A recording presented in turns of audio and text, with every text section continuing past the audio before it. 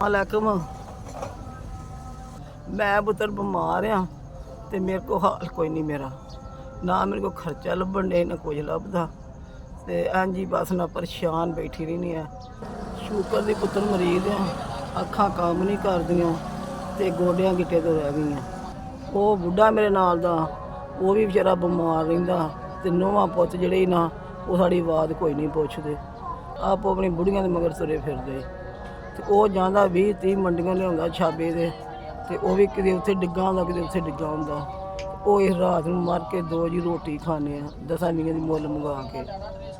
ते हो दवाई दारू तो मैं परेशान रहनी हाँ, मदद करो तुहाडे हक अंदर मैं दुआ करूँगी, अल्लाह तुहानूं बहुत देवे। बच्चे मैं बड़ी परेशान जे।